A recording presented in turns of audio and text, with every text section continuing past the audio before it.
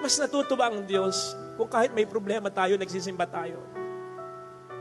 Yung kahit nakaganyan ka na lang, pero kumakapit ka pa rin.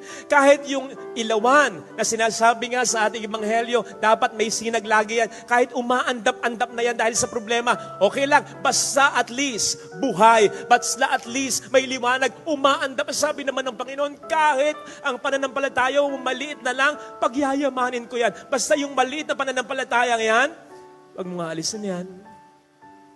Kasi hindi mo makikita kung paano ko gagawan ang lahat ng paraan.